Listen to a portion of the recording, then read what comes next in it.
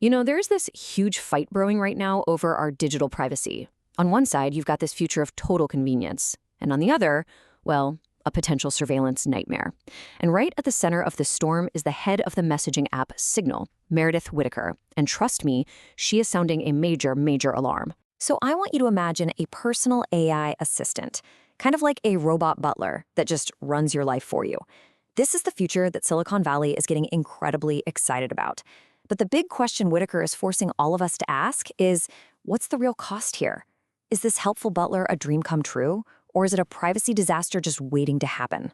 And hey, Whittaker herself lays out the appeal perfectly. I mean, the vision is pretty obvious, isn't it? An AI that handles all the boring, tedious parts of life so you can just chill. It's a really seductive idea, but she uses this perfect picture to pull back the curtain on a much darker reality. Okay, so what does this butler actually do?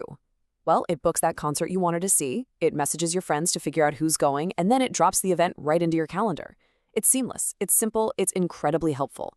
But that raises the crucial question: what is actually happening behind the scenes to make all of this magic work? Aha! Here's the price of that convenience. For that robot butler to work, it needs the keys to your entire digital kingdom. That means your credit card to buy the tickets, access to your calendar, your entire contact list, and this is the big one, access to your private, supposedly encrypted messages. All of a sudden, that helpful butler starts to feel a lot more invasive. So, the person sounding this alarm is Meredith Whittaker. She's the president of the Signal Foundation, and people who know her have described her as a fierce protector of privacy. And yeah, she is not your typical tech executive. She studied rhetoric, not computer science. And after a decade at Google, where she founded their open research group and co-organized massive employee walkouts, she really developed this core philosophy: the big tech's entire profit model is fundamentally at odds with our basic rights. And his whole philosophy, it's perfectly embodied by the app she now leads. Signal is really the gold standard for secure messaging. It's end-to-end encrypted, which means not even Signal can read your messages. It's nonprofit, funded by donations, not by selling your data. And this is exactly why it's trusted by everyone from journalists and activists to even the Ukrainian military. But her fight isn't just with big tech. Lately, she's been aiming her fire squarely at the United Kingdom. She argues that two new laws the government claims are for things like national security and fighting crime, are actually creating a deeply hostile environment for privacy. So on one side, you have the Investigatory Powers Act, which she calls deeply authoritarian because it can literally force companies to break their own encryption. And on the other side, there's the Online Safety Act, a law she basically describes as a technically incoherent mess that has already led to some really unintended censorship. This quote from her just perfectly captures the contradiction she sees. The UK government wants to be this global AI champion, right? But at the same time, it's passing laws that she believes show a fundamental misunderstanding of how technology even works.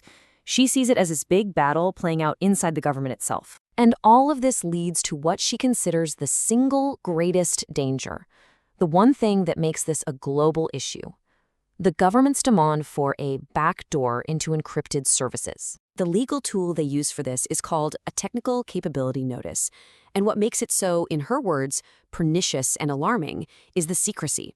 A company can be ordered to build a backdoor for the government and be legally forbidden from telling anyone about it. Not their users, nobody. Look, her core technological argument here is actually pretty simple.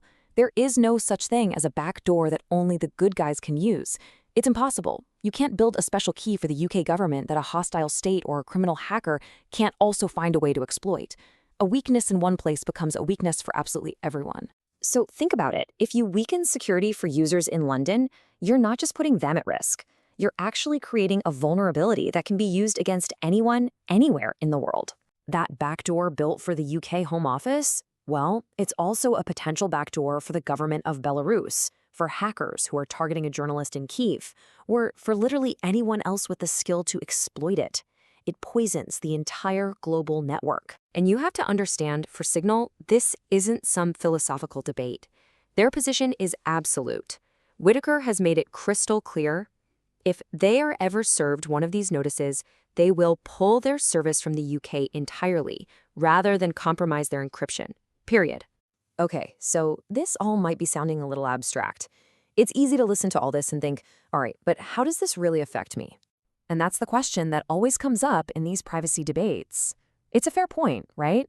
If you have nothing to hide, why should you worry about who might be looking at your data? This is the exact challenge that was put to Whittaker. Her response is incredibly powerful. She doesn't argue about hypotheticals. Instead, she asks you to do a simple but deeply personal thought experiment. So I want you to forget about government surveillance for just a second. Just think about one company, Meta.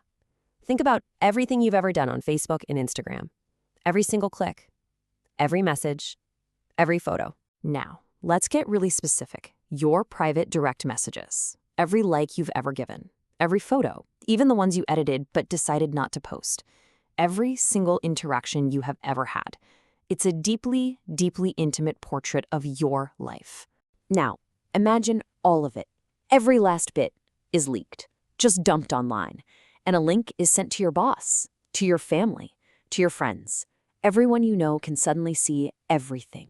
Suddenly, that idea that your data isn't interesting feels very different, doesn't it? And that's our whole point. Privacy isn't about having something to hide. It's about having everything to protect. So this leaves us with two very different paths forward. On one side, you've got the Signal model, nonprofit, user-funded, built around preserving our rights.